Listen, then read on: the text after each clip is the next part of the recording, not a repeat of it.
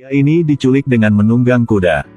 Kebetulan, ada tali sepanjang 50 meter melilit lehernya. Untung dia masih hidup. Hanya saja pose ini agak canggung.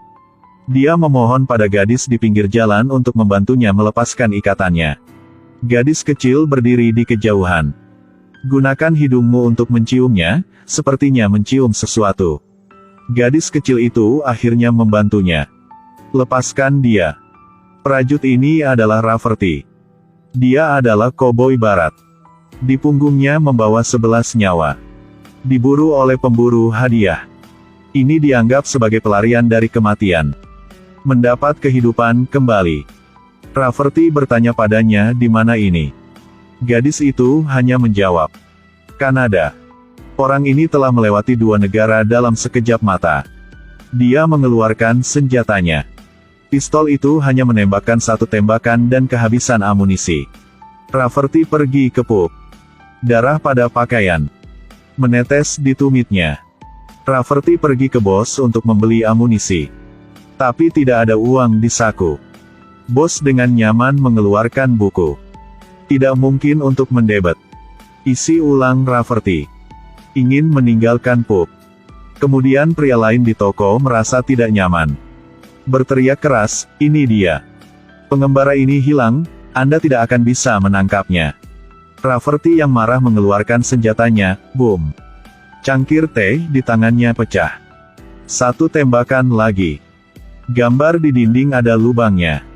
Rafferty kembali ke pemiliknya.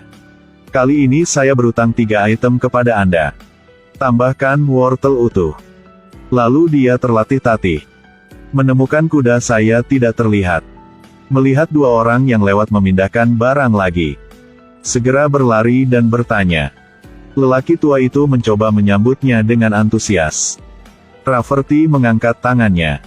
Agak jauh dariku. Niat membunuh di tubuhku bisa membuatmu pergi. Wanita di belakang berkata kepada Rafferty. Kudanya dihadang oleh pandai besi. Potong itu. Rafferty dengan pistol dan pria berotot. Tanyakan apa yang dia lakukan. Apakah kamu buta? Tidak bisakah kamu melihat aku melakukan pedikurnya? Rafferty berdiri di sana menggerutu. Membuat pria berotot menggerutu.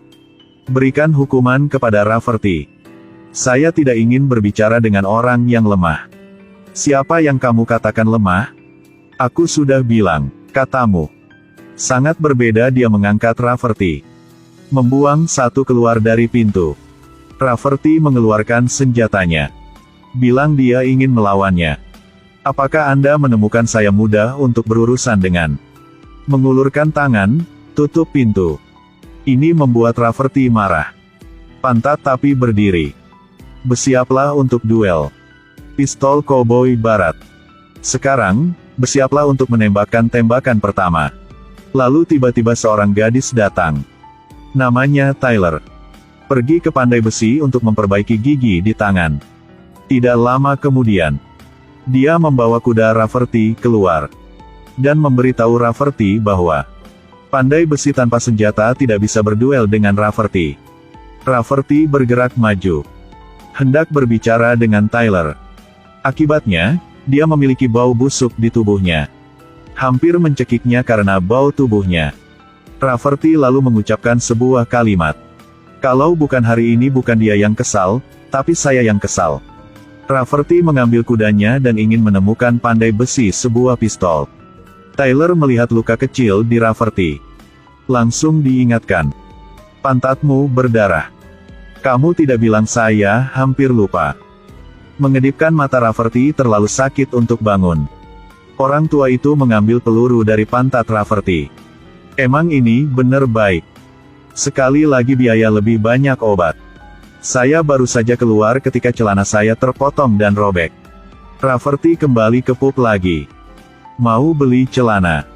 Pub milikmu ini sepertinya memiliki segalanya. Mirip banget sama mall. Jadi ini bukan Tyler. Dia juga datang ke sini untuk membeli barang. Tyler ingin berada di pertanian kecilnya. Pasang kincir angin. Pergi ke bos untuk membeli beberapa alat. Akibatnya, bos mengatakan kepadanya bahwa Aksesori ini akan memakan waktu 20 tahun untuk tiba. Tyler menarik napas dalam-dalam. Ingin berbicara dengan Rafferty. Bukankah Rafferty mencari pistol? Atau dia punya senjata di rumahnya? Tapi syaratnya. Setelah Rafferty selesai memperbaiki kincir angin, baru saja bertarung dengan pandai besi, Tyler membawa pulang Rafferty. Pertama, katakan padanya untuk memberi pistol untuk disimpan. Rafferty mengeluarkan senjatanya. Astaga, bukankah ini sengaja mencoba menakuti Rafferty dengan pandai besi? Pagi-pagi keesokan harinya, Rafferty bekerja di halaman, bersenang-senang dengan kehidupan pedesaan. Saat makan, ada angin sepoi-sepoi bertiup, membawa bau busuk tubuh Rafferty langsung ke hidung Tyler. Tyler dengan cepat mengambil mangkuk nasinya, duduk di seberang Rafferty. Kali ini bertatap muka dengan detak jantung yang sama. Cinta itu terus tumbuh.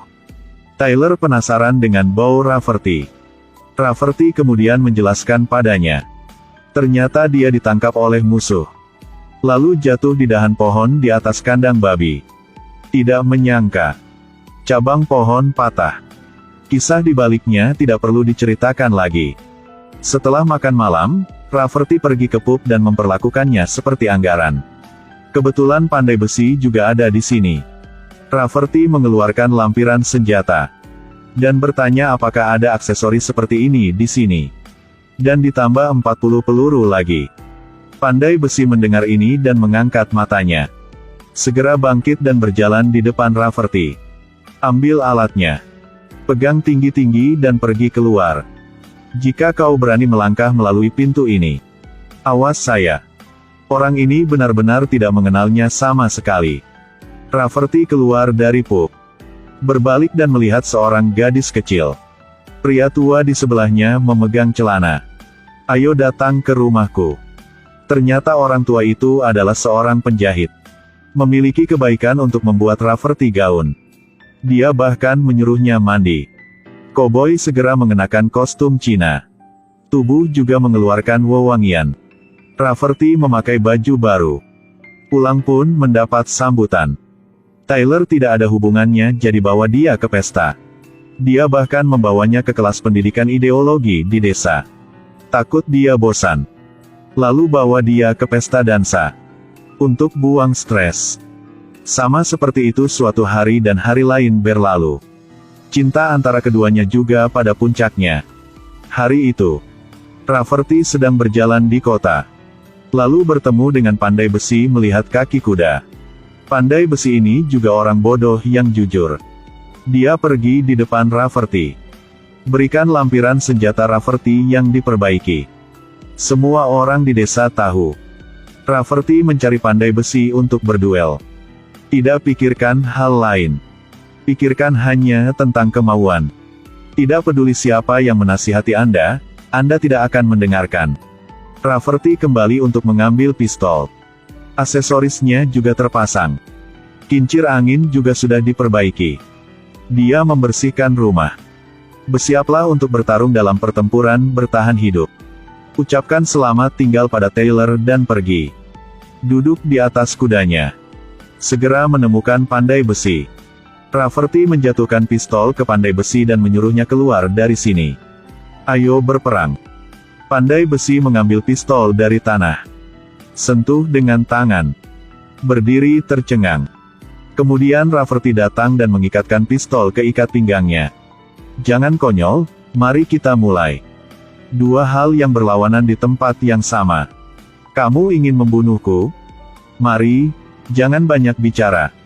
Jadi apa yang akan kamu lakukan? Pandai besi membuat Rafferty marah. Tembakan pertama. Mendengar suara tembakan, semua orang di desa berlari keluar untuk bersorak. Rafferty menekan pandai besi. Cabut pistol dari ikat pinggang. Pandai besi sekarang gemetar mengangkat pistol. Saat ini suasana hening. Keduanya sangat galak. Biarkan aku menembak. Kau menarik pelatuknya, saya sudah menarik pelatuknya. Ya ampun, suasana tegang terputus sekarang. Akibatnya, Rafferty melangkah maju untuk memperbaiki pistol. Kocok peluru dan tembak keluar. Peluru terbang kembali. Langsung menembak pantat pandai besi. Membuatnya berteriak kesakitan. Ya Tuhan. Tidak usah dipikir. Apa gunanya bertarung di sini? Rafferty dengan cepat membuat pandai besi merasakan penderitaan yang dia alami sebelumnya. Pada saat itu, muncul sekelompok orang asing di desa. Mereka semua adalah musuh Rafferty. Tidak perlu dipikirkan lagi. Mereka memutuskan untuk saling menembak. Musuh akhirnya muncul dalam waktu kurang dari 3 detik. Diusir oleh Rafferty. Rafferty juga tidak punya cara untuk membayar sejumlah besar uang untuk kerusakan yang disebabkan oleh penembakan tadi. Segera ditahan oleh Tyler. Jadi Rafferty mengambil langkah menjauh. Matahari barat bersinar. Pistol diikat ke pinggang. Cinta yang berani akan datang. Dia adalah tempat nyaman untuk Tyler. Saya adalah reviewer. Jika suka, silakan klik ikuti. Terima kasih.